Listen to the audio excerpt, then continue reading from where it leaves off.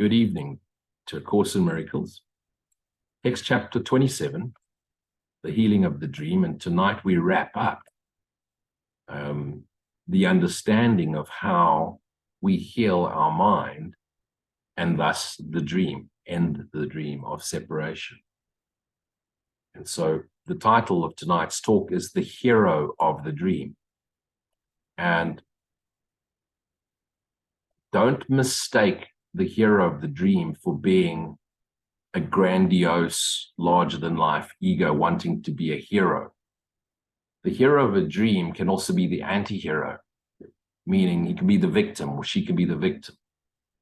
And so the hero always plays out as either the victor, the one who won, and the tough story of how they overcame their horrible lives and their childhoods and their traumas, and they became, look at me, and they wrote a book and became famous. Or they're the sorry, pitiful person who's been beaten down by the world and who's had abusive relationships, and everybody was cruel, and they were dropped on their head as a baby and then several more times as an adult. And so then they turn to all sorts of addictions like alcoholism and drugs, and they're constantly trying to escape, and they can never find love, and they're never happy, and they never keep a good job, and the world's always against them. These are the two opposing sides of the same coin called the hero of the dream. And what's the central theme of the hero of the dream? The body is the central figure in the dreaming of the world. Look how it states it. The body is the central figure in the dreaming of the world. And you could also replace the word world with the world universe. It's all exactly the same, but let's stay focused on the here and now. There is no dream without a body, nor does it exist without the dream, in which it acts as if it were a person, a body-mind, to be seen and to be believed, in which it acts as if it were a person, to be seen and to be believed. And therefore it's telling you, you are not a person. It takes the central place in every dream, which tells the story of how it was made by other bodies. Your mommy and your daddy made you. 11 minutes of pleasure, 30 years of hell. Born into the world outside the body, lives a little while, and then dies. To be united in the dust with other bodies dying like itself. In the brief time allotted it to live, it seeks for other bodies as its friends and lovers and husbands and wives and enemies. It needs enemies. And remember what I say about the word enemies? Whenever you see the word enemies, say many me. Its safety is its main concern. Its comfort is its guiding rule. So minimize the pain and maximize the pleasure. It tries to look for pleasure and avoid the things that would be hurtful. Above all, it tries to teach itself its pains and joys are different. What did we learn? Pain and joy are two sides of the same coin, and it can be told apart. And that's what it seeks to do its whole life. Share its stories of conquest, pleasure, or suffering, pain. The dreaming of the world takes many forms. Right now, 8 billion forms, because the body seeks in many ways to prove it is autonomous, so it's independent, it's in control of itself, it's free, it has its own destiny, and therefore it is real. It puts things on itself that it has bought with little metal discs or paper strips the world proclaims as valuable and real: money, currency. It works to get them, doing senseless things, and tosses them away for senseless things it does not need and doesn't even want, but buys it because everybody has to have a Gucci handbag and 6 million pairs of shoes and 600 sunglasses and 30 motorcycles and 8 cars and a whole lot of shit. It hires other bodies that it may protect it or work for it or do all sorts of other things for it, therefore make it more money. And then it collects more senseless things that it can call its own. Know this: nothing you have, you own. If you could realize, if you didn't say my car, my house, my husband, my child, especially child, you would realize you are free. Because the minute you call it mine, you're bound. And what do we do with our children? It's my child. Like I say, if a child dies 2,000 kilometers away, yeah, it's sad. If a child dies in your own home, you're devastated. Why? Because of the word mine. You don't realize it's a fractured spirit, no different to you, and it's not yours. And in many cases, it could have been around many more times than you. But you bound yourself to attachment based on the relationship that you have with it in order to appease the idea about yourself as a parent, mother, father, brother, sister, uncle. And therefore, the death of a child that is close to you becomes devastating because of your onerous ownership over it. And because you can't conceive of yourself or even perceive of yourself as being yourself without it. Since everything you own, like every other object, is what you somehow subconsciously attach yourself to, and therefore it defines you. And the more you have, the more those things define you. It looks about for special bodies that it can share its dream, but it has to be special because everybody wants to be with someone special in whatever category they think it's special. So if they're an academic, they want to be with the most academic person. If they're into physicality and beauty, they want to be with the most beautiful person. If they're into wealth and fame, they want to be with wealthy and famous people. Special in their opinion. Sometimes it dreams it is a conqueror of bodies, weaker than itself. But in some phases of the dream, it is the slave of bodies that would hurt and torture it. And so sometimes it starts as a slave and then wants to be the conqueror. And that's what movies are made from. How the poor boy from the other side of the railways grew up and became a millionaire and then taught a course in miracles. That's what we do. The body's serial adventures, you can't stop, one after the next. Serial retreats, one after the next. You can't stop. Just one place to the next place. You can't.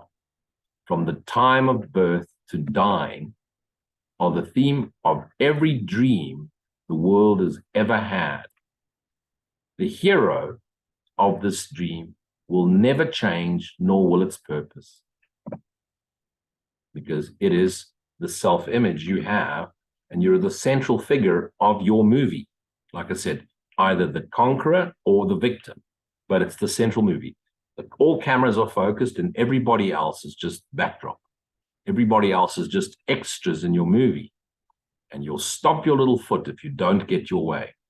If people don't notice you as a victim or don't notice you as the victor, people don't respect you in the way that you imagine yourself to be, your inner reflection projected outwards. If people don't recognize it, you get so angry. And if that body-mind image changes, which it will over time, so you were the beautiful girl or the handsome man, and by the time you're in your 40s, 50s, 60s, 70s, you're now aging, no one's paying attention the way they used to. That's why I say be careful of these pictures that people that post all these pretty pictures about themselves, showing off their muscles or their beauty or being all sexy. What do you think is going to happen? You're getting all 1 million likes when you're 19 and you're getting, 20 and 25 and 30 and 35 maybe, and maybe even in your 40. And then you hit your 50s and people just think you're weird or desperate. And then what happens then? Of course, if you're a man, then you're just creepy man. Look at a creepy man, 50-year-old trying to show off. That's just silly. It's okay when they're 19. It's all cute. Cute when a 19-year-old shows off and takes off his shirt and shows his six-pack. The 60-year-old does it, spends too much time in the gym and tanning himself. It just looks creepy. And that's the way the world perceives it. So, but that 19-year-old who's now 60 still thinks he's 19, can't get over the fact that he needs attention, because that's how he got his pleasure. Though the dream itself takes many forms, 8 billion forms in this planet right now, and seems to show a great variety of places and events wherein its hero finds itself. The dream has but one purpose, taught in many different ways. This single lesson does it try to teach again and again, and still again, and yet once more and a million more times, that it is the cause, that it is its cause and not effect. And you are its effect and cannot be its cause. And that's just the line. You are the cause, and the world is the effect. Your mind, dreaming, is the cause, and the effect is the world you see. Your dreaming mind, you are asleep, and your dreaming mind has projected your physical body. This, you see, is the effect. But because you think, you then get to a point in realization that you think you're thinking and you're causing. Now, you are the effect. And when you think, you're just tapping in the collective mind, which is projecting you as a localized effect, who then attaches itself to the thought and then extends the localized effect as a causation, thereby attracting more effects to itself as an effect of itself. Thus, it says, you are not the dreamer, but the dream. When in actual fact, you are the dreamer, and your localization is an activity of your dream. Now, a lot of course students get this confused. He's using sleight of hand here. Spirit is being a little sarcastic with us. It says, and this is what you think. And so you wander idly in and out of places and events that it contrives. The mind's dreamt it all up. You're playing out the script. Your life has been scripted by the dreaming mind. You have no say in it whatsoever in terms of what's going to happen. The only say you have is how you choose to perceive yourself in the dream and how you choose to see it, right-mindedness or wrong-mindedness. How do you see it? And this is all the body does is true.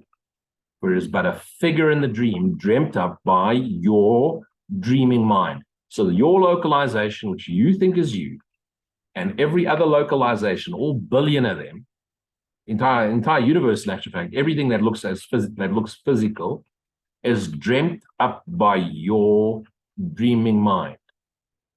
And even though you've localized and fractured, because you've localized and fractured, the fracture which is you of the dreaming localized mind cannot access the beginning of your dream. Therefore, you cannot remember. You've dreamt the whole damn thing up. And the purpose of awakening is to awaken the dreamer and make the dreamer, you, the real you, realize this isn't true. I am that I am. Not I am this and I am that and maybe I am this too. And hopefully you recognize. But who reacts to figures in a dream unless he sees them as if they were real? The instant that he sees them as they are, they have no more effects on him because you realize I'm dreaming. No matter how horrible your dream was last night, you wake up now, it wasn't real. It doesn't have the same effect on you as maybe the memory of yesterday where you messed up pretty badly. Why? Because he understands that he gave them their effects by causing them. You cause everything that happens to you, and thus making them seem real. The reason the world seems real, knock on wood, is because you've made them seem real for you. And because you've made them seem real for you, they appear real for you. And what's miracles? It's seeing through that, realizing that what appears as real isn't real. And the miracle is the recognition of the self, which dreamt this whole thing up, and therefore can change the dream for the activity as a witness of itself. How does it change the dream? It chooses to see it another way. Now, here's the great question. And I want you to ask yourself this question in all earnesty. How willing are you to escape the effects of all dreams the world has ever had? How willing are you? Are you willing? Are you willing to be happy? Are you willing to let go of everything you've ever learned? Are you willing to let go of all the memories you've ever had, all associations, all attachments, all desire? Are you willing to let it all go? Just imagine you're sitting there in wherever you're sitting, and the Jesus character arrived just out of the blue. There's Jesus. He's just parked his donkey called Harley outside. Or was it his Harley called donkey? I'm not sure. And he's walked in there with a really nice leather jacket, not too different to this one. He comes up to you and says, my dear, leave everything, follow me, leave all of it, leave your entire life behind you. Come with me. What's the first thing you're going to do? Where are we going to go? What are we going to do? Where are we going? Just put it all down. Follow me. And you'll be happy. Would you put it all down? In other words, you'd never go back. The government will come and take your house and sell all your possessions and give it all away. But you'll be happy. Would you do it? Is it your wish to let no dream appear to be the cause of what it is you do? No dream, no imagination. Then let us merely look upon the dream's beginning. For the part you see is the second part. As you've heard me say over and over again, this is the second dream. The first dream is falling asleep, fracturing as thought forms, spirit, as it fractures, as the mind, thoughts fractured, mind is spirit. So as it fractures the spirits, fractures minds.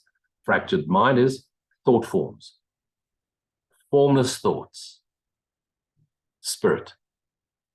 Formless thoughts, fractured, 9 septillion fractured thoughts.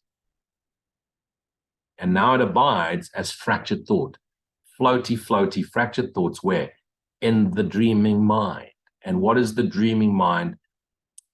In formless thought. We call that the spirit world, the first part of the dream. And from there, because we couldn't realize what we are, because there's not enough duality in fractured mind, it then projected, it slowed down its frequency until it appeared to become solid matter. And that is the formation of the universe. And as it then messed around with the formation of matter, after billions of years, it then eventually became sentient beings.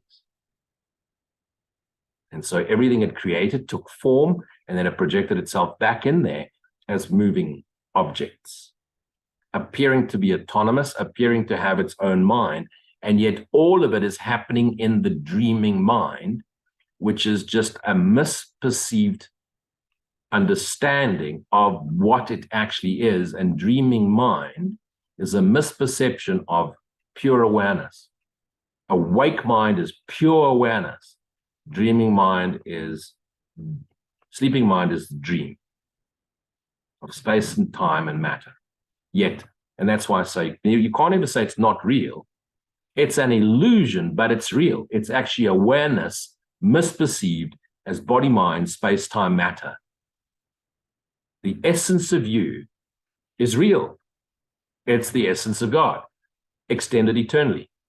But while you dream, you experience yourself as space, time, matter. You experience yourself in the dream, in awareness, now dreaming, the universe, as space, time, matter, as you. And yet you are but one of 9 septillion fractures of one dreaming mind, which has awoken unto itself, Christ, not Jesus, Christ, meaning awake. And every single fracture that awakens returns to the awake mind.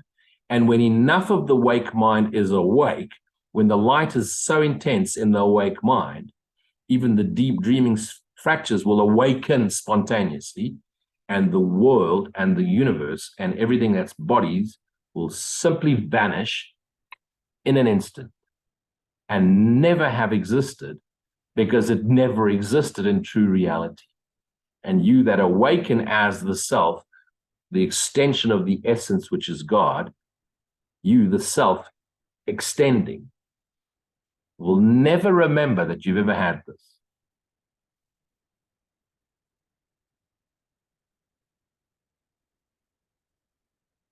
So what we see is but the second part. We try and make sense of the second part. We try and find purpose in the second part. We try and find meaning in the second part. But until we realize we're dreaming, and we're actually dreaming from the first part, how will we ever? Because the cause lies in the first part. No one asleep, and it's telling you straight up. It's not playing with words here. It's telling you what's happening. You're dreaming. No one asleep and dreaming in the world remembers his attack upon himself, because that is what you did, and that is how you fell asleep. No one believes there really was a time when he knew nothing of a body and could never have conceived this world was real. There was a time where you were just pure bliss, pure energy extending forever, the eternal now. Pure energy, which is the extension of source energy, God energy, extending. And the extension of God energy, source energy, is the sonship energy, you. You are that extension. And you fell asleep. Why did you fall asleep? You can't answer it. We're the sleep character. How are we going to figure out why we fell asleep while we're still dreaming? We're trying to remember. How are we going to know? But Luigi, you're supposed to be. I'm not supposed to be absolutely fuck all. I'm figuring it out just like you are. Don't make me out to be anything I'm not. Never claimed to be anything.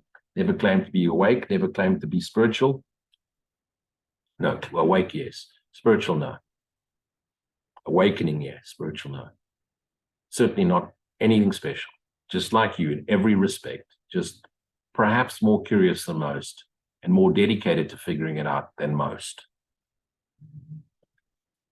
He would have seen at once, if he realized this, that these ideas are one illusion, all 8 billion of them, too ridiculous for anything but to be laughed away. No one believes there was a time when you knew not of a body and never could have conceived this world as real. And yet if you realized it, you'd see at once this is just a joke. I started a joke, got the whole world laughing. I started a joke, but the joke was on me.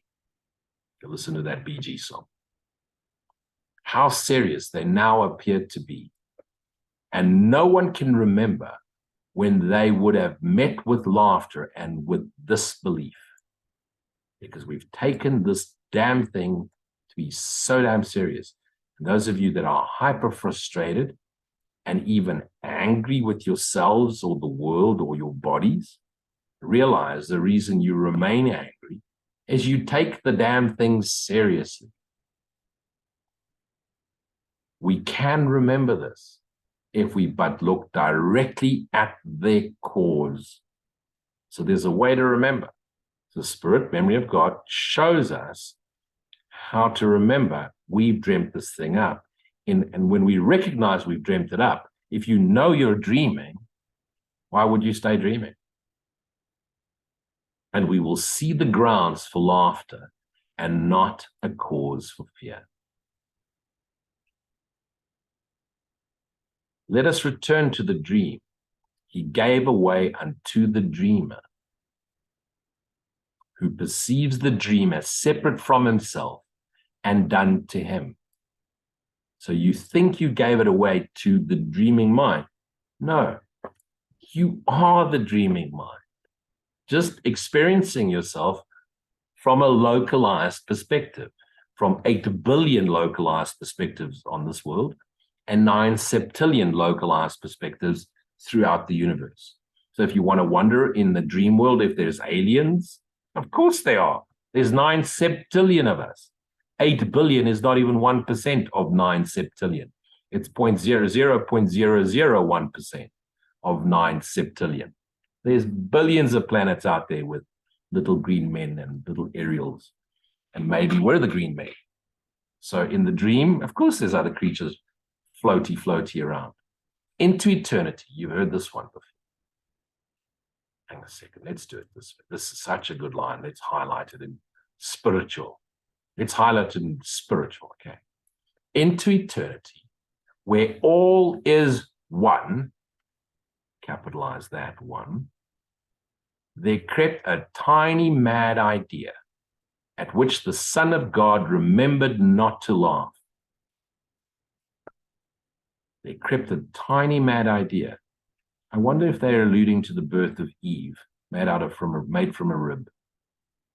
Maybe Eve is the crazy, tiny, mad idea. And after that, Adam forgot to laugh. Oh, I'm going to go straight to hell for that. Woo.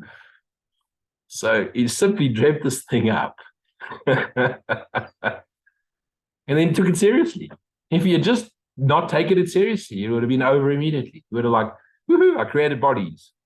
What is this? It's a dinosaur. Look at it, it's eating another one. Oh, okay, I'm just dreaming. Wake up. No, he took it seriously. Took himself seriously as dinosaurs.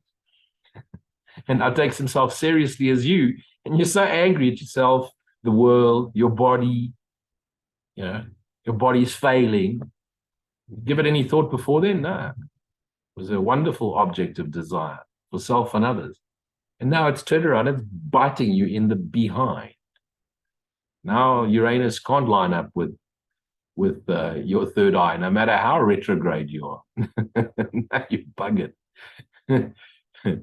Because you've taken yourself seriously. Because you want to prolong your life as long as you want, as long as possible. Like as if you, in the hope that by living as long as you can, you're going to figure out some solution and you're going to be more happy in the future.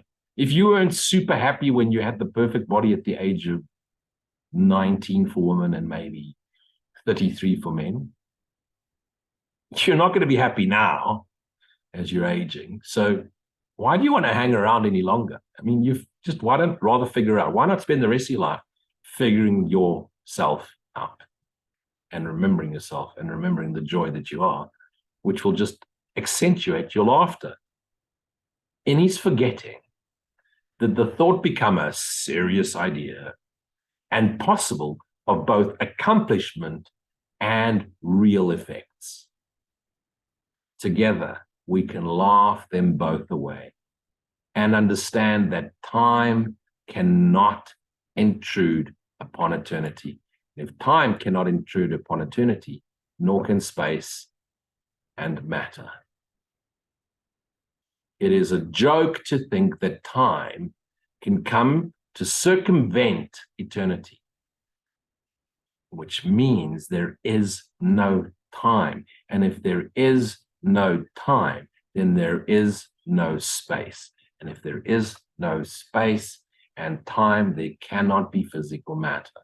There can only be awareness. A timelessness in which time made real, a part of God that can attack itself, a separate brother as an enemy, a mind within a body, are all forms of circularity, narcissism, whose ending starts at its beginning, ending at its cause. Because what we're experiencing is we're reversing. We're actually replaying the dream. We're on rewind. We're remembering the cause and not trying to figure out the effect now. Whereas the rest of the world is still trapped in the effect, trying to fix the effects. If there's a beam of light projecting onto a screen, and the beam of light has a picture of an ugly dinosaur on it, you can erase the screen as much as you want. You can paint the screen with a new color purple, 60 shades of gray. The projector is still going to project, although it's going to now be a different color, the ugly dinosaur onto the screen. Because the dinosaur is in the screen and it's being projected through the screen's eyes onto the screen it thinks is the world. So the ugly shit that you see in the world is in your mind. It's your belief about self and the world that projects onto the screen. And so you don't try and fix the ending. You start at the beginning, which is the cause. But we started at the screen. And now we trace our steps. You know, you start at the screen and you realize you're trying to erase it, can't erase it, can't erase it. Eventually you realize, oh, where's it coming from? Oh, it's coming from within the projector. From within the projector. Ah, okay. Let's look at the contents of the projector. Separation. Ah, fear and guilt. Ah, it's all in my mind. So if it's in your little projected localization mind thing you think you are, remember, you don't think you think you think, then it must be in the mind of that dreaming. So if I awaken this mind, it awakens the dreaming mind, which is my mind. Because I'm just the localized fracture of the mind dreaming. It's not there's a mind dreaming. This is what we thought about God. God's there, and he dreamt us or he imagined us and he put us here. And now God is responsible. No, no, no, no. The mind dreaming has dreamt you up, and you are the activity of that mind. You have to own that. So all the shit that happens in your life, all the miserable people you've met, the ones that hurt you, and blah, blah, blah, your body that punishes you, you dreaming it up right now. It's you. You think you have a problem with sugar, or you think you have a problem with men, you think you have a problem with business, you think you have a problem with the world and politics and the aliens and everything else in between. Because you think you have it, you have it. You think you have a problem, and whatever you think is your problem. You think, and that's your problem. Get this right. The world you see depicts exactly what you thought you did and what you think you do. It's all you, and it's happening right now. If you're suffering, it's because you think. Stop thinking, no suffering. No thought, no suffer. No suffer, no thought. Thought, suffer. Suffer, more thoughts. You think you suffer, and then you think about suffering, and you suffer some more. And then you think about suffering some more, and you suffer some more. And so it goes. You stop thinking. It's very difficult. Okay, keep suffering. But I want to stop suffering. Stop thinking. But it's very difficult. Keep suffering. What do you want me to tell you? You're causing all the shit. You're responsible. You want some oak to come and save you. Look, I've got no wings. My two guardian angels are stuck. They become solidified. They turned into pillars of salt because they look back. So they can't help you. I can't help you. The memory of God in you can. And I'm reminding you, because it's reminded me that the memory of God within me is reminding you the memory of God is in you. And so by reminding you, I remember I am. And hopefully through my reminder, to you, you remember you are the I am too. So the world depicts exactly what you thought you did. Remember, this dream is over long ago. So you also thought you did it. And you stay trapped because you think you're thinking. And you keep thinking you're thinking that you keep thinking it. Stop thinking. And you immediately retrace to quiet mind, who realizes, dream, wake up, smell the coffee. Okay, there's no coffee. It would be nice though. Except that now you think that what you did is being done to you. Except you did all of it. You wrote the script. But you don't remember. Of course you don't remember. You wrote the script and then you ensured yourself you would forget the script so that you would experience the script, and hopefully through experiencing a script that you wrote, you'd figure out a better way while living the script. You're insane. All 8 billion of us are. The guilt for what you thought is being placed outside yourself in what you dreamt up. And on a guilty world that dreams your dreams, because now you've forgotten you're dreaming it, and thinks your thoughts instead of you. Is that possible? It's all you. It brings its vengeance, not your own. Yet you dreamt it all up, so it's your vengeance. It keeps you narrowly confined within a body, which it punishes because of all the sinful things the body does within its dream. So it punishes you for your sugar cravings, and it punishes you because you like apple pie, and it punishes you because you like to ride your motorcycle fast, and it punishes you because you like to do 11 minutes one morning or one evening at a time without consequences, and it punishes you. It punishes you because you like being punished. It's how you make it real for yourself, because you want to believe you have sovereignty over your own thinking mind, and yet your thinking mind thinks it thinks, and it's never thought a single thought in its entirety. There's never been one real thought in the entire of all existence, because the only real thought that exists is you as a thought of purity, love, peace, joy, as an extension of God's mind.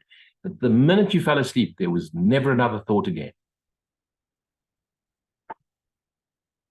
And people get angry, especially if they have a PhD in front of their name, which means they're a double fart. And now they want to be seen as intellectualized, because generally they have nothing more going for them other than their intellectuality. So now you tell an intellectual person that you've never had a single thought in your entire life, what's going to happen? Of course, there's the other half that they pride themselves because they can't think, who've never thought, or think they've never thought, but they just think stupid things. Whether it's a clever thought or a stupid thought, it's nevertheless an idiotic, narcissistic thought, because the only true thought you ever have is a thought you have with God. And the only thought God has ever had is unconditional love. The minute you think, you judge and you measure. And when you think, you're not thinking. To truly be thinking is to be aware. The thought seen truly is known as awareness. Awareness of what? Of awareness. And what is awareness of awareness? It is the I am. It is source. It is God. You have no power to make the body stop its evil deeds, because you did not make it. Or so you think. Yet you did make it. And cannot control its actions, nor its purpose, nor its fate. But you dreamt it up. So how do we change all of this? Well, you can't, but there's someone who can. Someone. Concession. Someone is a concession.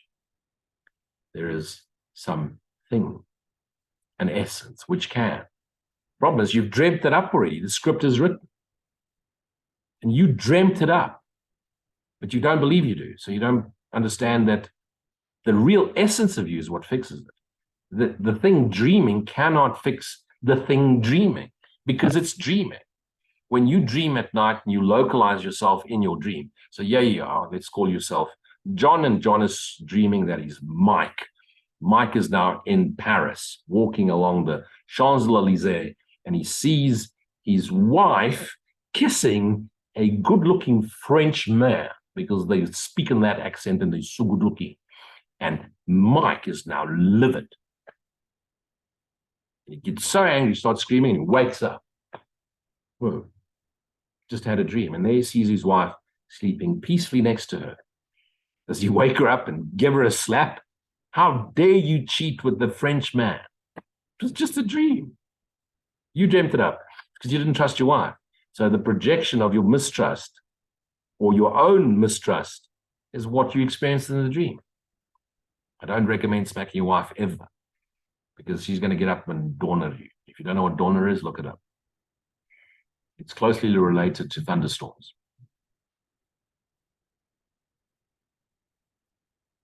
The world, but demonstrates an ancient truth. An ancient truth. You will believe that others do to you exactly what you think you did to them. So your dreams play out your hidden guilt. But once deluded into blaming them, you will not see the cause of what they do, because they do whatever you've imagined them to do. And if they're willing to play that role at a conscious level, unconsciously in this world, scripted, they will then behave to demonstrate that what you thought they will do. So everything that happens to you is because you first thought it up. And it happens as a consequence of how you attack yourself or you attack the world. So the extrovert attacks the world, the introvert attacks himself. There is no out, there is no in, there's only here now. And so whether you think you're attacking the external world with your thoughts or you're attacking yourself with your thoughts, where are you? In the here now as a dreaming, thinking mind. And therefore, whatever you're dreaming, thinking is appearing to happen to that which appears to be dreaming and thinking, and yet it's all you. Not only are you the dreamer, you're the localization too. Am I repeating myself? Yes. Are you getting it? God, I hope so. I'm also going to have to keep coming back and teaching again and again and again, because this is the teacher and it keeps coming back till all the students are away. Please wake up. So once you're deluded into blaming them, you will not see the cause of what they do, because you want the guilt to rest on them so you can feel better about your suffering life. How childish is the petulant device to keep your innocence by pushing guilt outside yourself, but never letting it go, because you can't let it go because it's in you. So even though you're projecting it, it's still in you. And as you project it, the world says no thanks and attacks you back. And then you wonder why it's attacking you, because you did nothing wrong. You just projected it.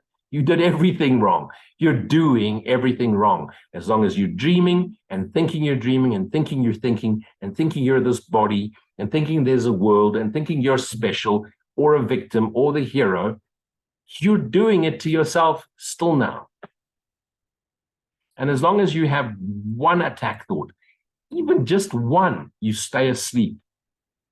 If you pissed off with this world or your body or God for giving your body, because that's your idea of your mad idea because someone taught you that, you're stuck. If you blame the president and the government and the weather, let's get started on the weather, global warming or global cooling or global madness, it's all the same nonsense. It's all the same nonsense. We think and the world reacts. We think and we create weather patterns. You don't realize it. When you feel victimized, look at the people in South Africa, my country. They feel powerless. And Eskom's constantly destroying the power because it's run by useless people. Why? Because we think they're useless and therefore they are. So change the way you see the world changes because it's in your mind. You're dreaming the whole damn thing up. You're dreaming your localization. You're dreaming the world. You're dreaming the entire universe. But if you realize you're dreaming, change the dream. How do you change the dream? You change the cause of separation and you realize unity. And when that you find unity, then what do you need the dream for? It is not easy to perceive the jest when all around you do your eyes behold its heavy consequences. But when you wake up, you will see the funny everywhere. It's funny, especially when people beat themselves up. It's like, what are you doing that for? Because there's no world. There's no world. With my body, there's no body. Who would you be if you had no body? You'd be a nobody. And if you were a nobody, you have no body. And who cares? Because then there's no bodies. But the thing is, you don't want to be a nobody. You want to be a hero. And so you use your body, which doesn't exist, to be a body, to pretend to be a hero. And then all it does is it beats you up to prove to you there is no body and that you're a nobody. But you are infinite spirit. Who wants to be a body if you could be the joyous essence of everything? Imagine the greatest joy in your life. Imagine smoking a cigarette while eating ice cream and having a full body orgasm while racing your motorcycle. Can you imagine that? That's my fantasy. That's the experience of heaven, of self, of Christ. What could you possibly want in this planet that could give you Christ love? Love of self, Christ, not Jesus. Don't go Jesus now. Don't do Jesus in this forum. Jesus is symbol. The essence of God is ultimate, inconceivable to this body-mind identity, bliss. I hate using bliss because bliss bunnies just come to mind, dressed as fairies. It's just the eternal joy of being, the infinite lightness of being. What could you possibly want? What do you think is still in this world going to give you pleasure and joy that being awake could not give you? How could it possibly? Why would you still want anything less here other than to awaken to self?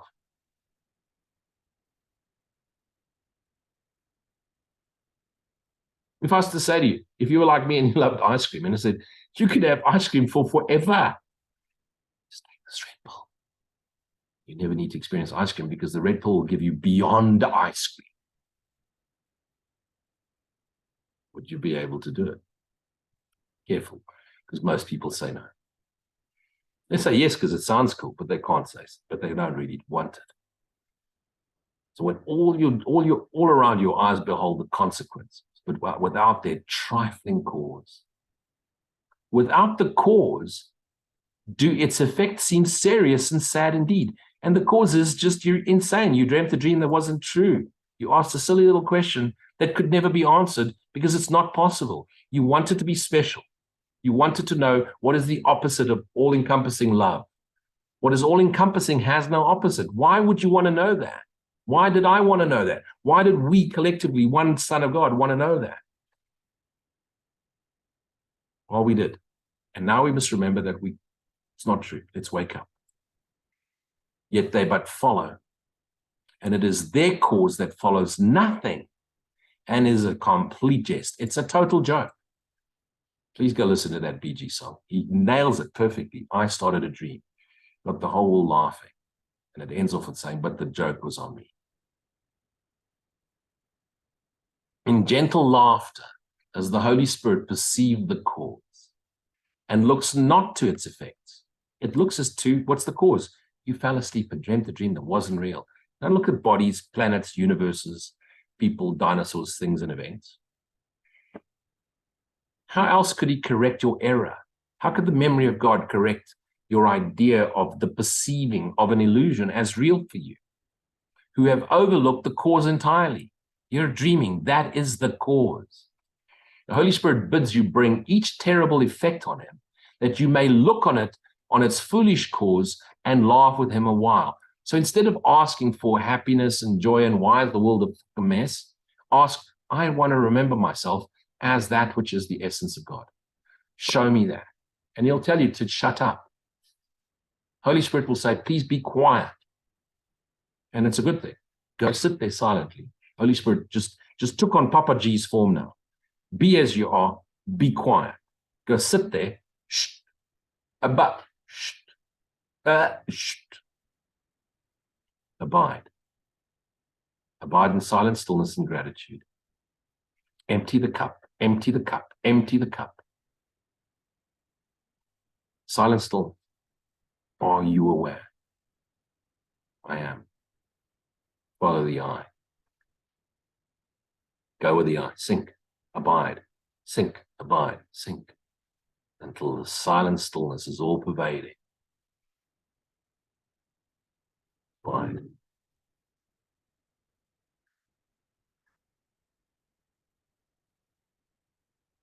And God fills it with the memory of what you are. Try it. What do you got to lose? What do you got to lose? Abide. Be thyself, knowingly. Abide in that which you are. God is spirit and abides in you. You are spirit and you abide in God. You judge effects, the world. But he has judged their cause. You're asleep. He's not blaming you. He's not attacking you. He's just telling you, you're asleep. If you find your child asleep on a couch having a nightmare, do you beat them up? How dare you have a nightmare? Smack. Is that what a parent would do? Would God judge you for falling asleep and dreaming a dream that wasn't real?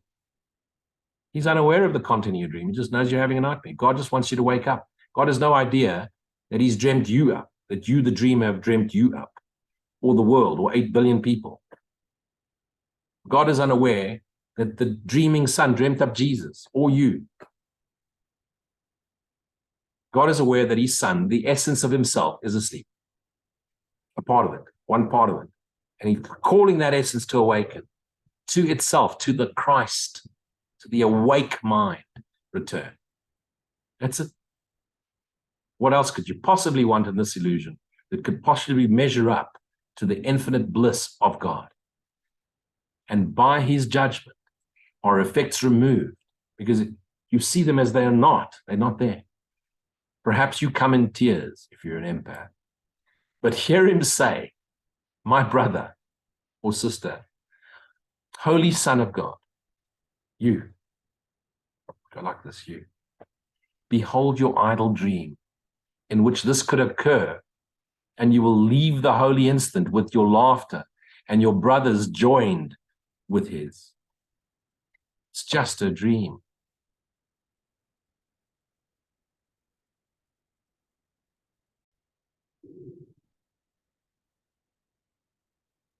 The secret of salvation is but this, that you are doing this unto yourself. Take responsibility. I'm not talking about blame, because blame is an attack thought. We say, take responsibility. I have done this to myself. No matter what the form of attack, whether it's the world or your body, this is still true. You are doing it to yourself. Whoever takes the role of enemy and of attacker, still this is the truth. So if you're your own enemy, or the world is, or if you attack yourself or the world attacks you, this is still the truth. You are doing this to yourself. Whatever seems to be the cause of any pain and suffering you feel, this is true. You are doing it to yourself. For you would not react to all the figures in your dream. All 8 billion of them are figures in your dream, localizations as you are too. If you knew that you were dreaming. I mean, how could you, when you dream at night, wake up in the morning and you're angry with the characters that you dreamt up? Yes, you are. Why? Because you don't realize you were dreaming and you take those things seriously. Like I say, if you dreamt, I murdered your puppy, I drowned your puppy in a swimming pool, a horrible thought. Okay. And you now saw me the next morning, would you want to murder me for murdering your puppy in your dream? No, you're responsible and you have some wicked thoughts of me. That's why you imagined me in your dream murdering your puppy. That's what you think of me. And that's what you think of yourself, because I'm a projection of you. So you're the murderer of the puppy. There was no puppy, but that's how you thought. So let the figures in your dream be as hateful and as vicious as they may. They could have no effect on you unless you fail to recognize it is your dream. Non-duality. Wake up. It's all you. This single lesson learned will set you free from suffering, because suffering is the resistance to thinking and then believing the thoughts are real. Suffering is always associated with the body, memory of the past, projected into the future, experienced in the present, not so present, because you're actually never present while you're in the past or you're in the future. Whatever form it takes, you will be free of suffering if you realize fully awakened to self, not just the understanding conceptually. Because people say, I get it, I'm dreaming. Yeah, have you ascended to the self? Have you ascended to the self? Do you know yourself with total clarity, total authenticity, as that which is the love of God? Not conceptually, teachers for God. Fully know it. And until you can abide in silent stillness for eternity, you cannot. Because silent stillness is eternity, and is love, and is peace, and is eternally free of suffering. So to be free of suffering, you have to know the self, which is the Christ, which is the extension of God's love as yourself, not conceptually. The Holy Spirit will repeat this one inclusive lesson of deliverance until it has been learned, meaning that you will continue to suffer until you know it and know yourself as that which is the Holy Spirit of God. Regardless of the form of suffering that brings you pain, you will repeat it over and over and over and over and over again, whether it's in this lifetime or the next 1627, because until you figure it out as that which is fully known, you're coming back. And you can say, I never want to come back again. And all the ones that say that, they say that by rejecting the world and they want to hide, and they're coming back until you love all of it as yourself. Realizing what you've dreamt up, the illusion, is actually the essence of yourself, misperceived through your dreaming mind that believes in separation. So light is seen as the world, as mountains, as trees, as parks, as people, as the universe. But it's pure light, and it's the light of the self. It's the light which is God. God's universe continues as light forever. But in your dreaming mind, you see that light as people, places, things, and events. And because you misperceive light as physicality in space, time, matter, you suffer. Why? Because you're thinking. Be as you are. Christ's message, Jesus' message, was in Buddha's message, Krishna's message, Ramana Maharishi's message, Neem Karoli Baba, Papaji, the great saints, Padre Pio, Meister Eckhart Tolle. Be as you are. Be yourself knowingly. It's not a request. It's an instruction. Love your neighbors. You love yourself. Be as you are. It's all you. Whatever hurt you bring to him, to the Holy Spirit, surrender in the silent stillness. And you can only bring it to the Holy Spirit in silence. He will make answer with this very simple truth. You're doing it to yourself. For this one answer takes away the cause of every form of sorrow and pain. No one's ever died, no one will ever die, no one's ever left you, no one's ever hurt you. You're doing it unto yourself. The form affects his answer not at all. for he would teach you but a single cause of them all, of all of them, no matter what their form. And the cause is you asleep. And you will understand that miracles reflect the simple statement, I have done this thing. And it is this I would undo. And how do you undo it? By abiding in silent stillness, in silent gratitude, inviting the memory of God into you. Abide in it.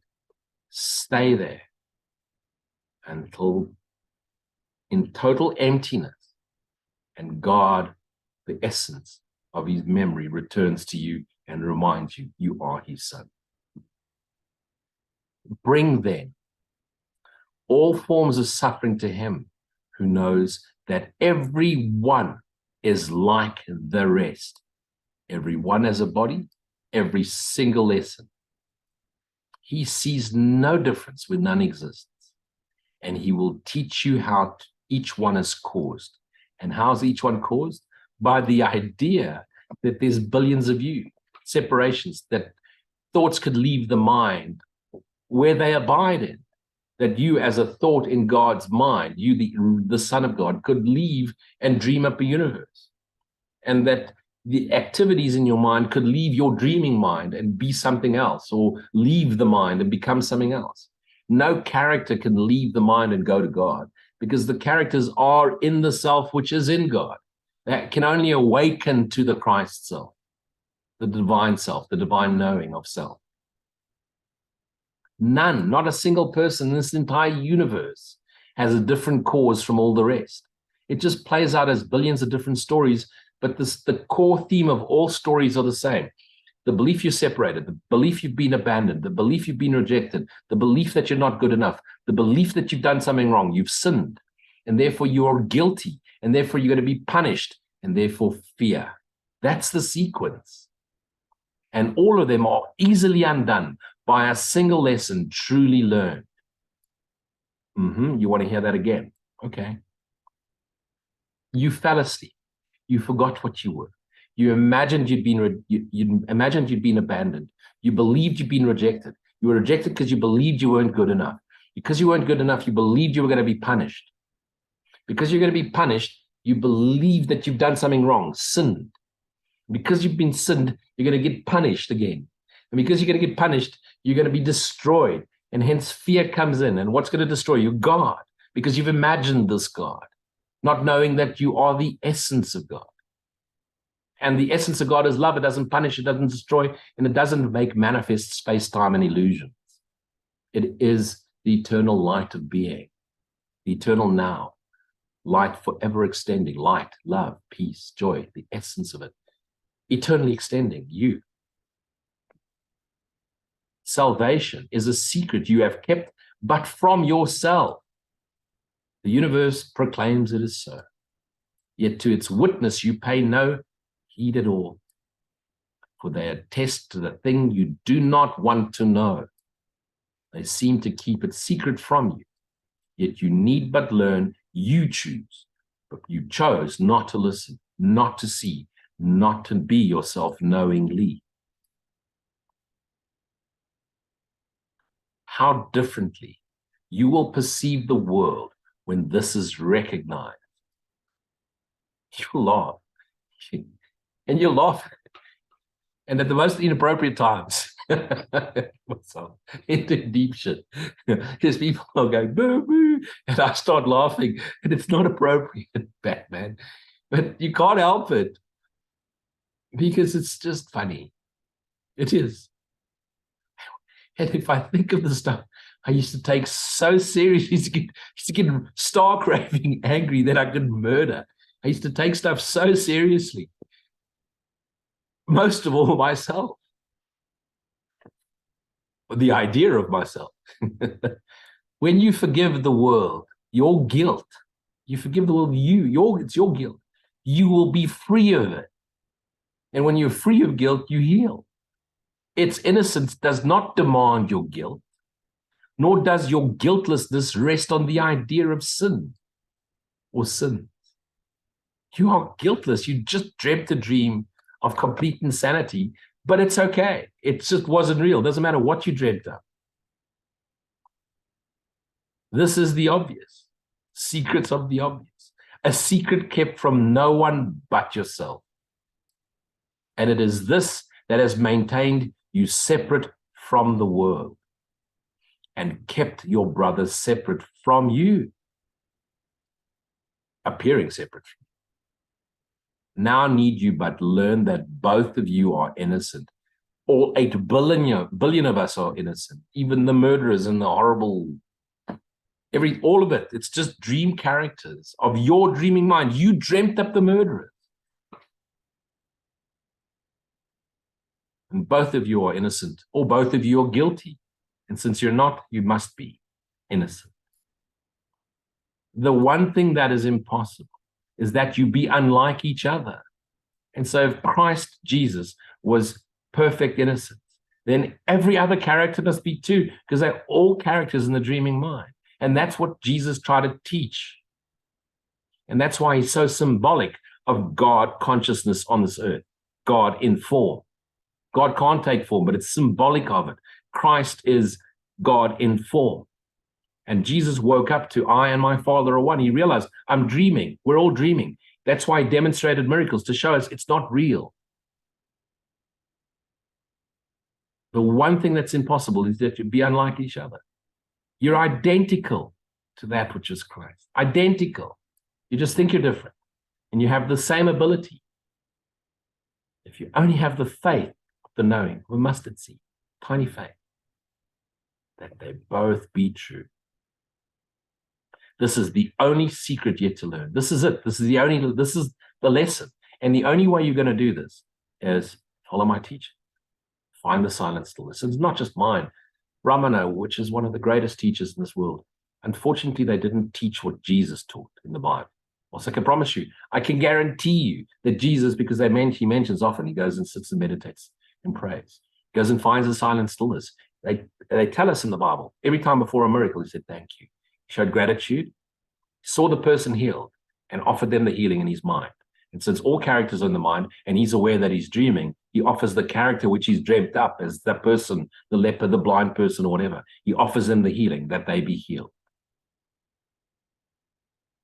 And it will be no secret, you are healed. He demonstrated resurrection, ascension. He was a man, no different to any other person, no different to anyone that wants to know the truth.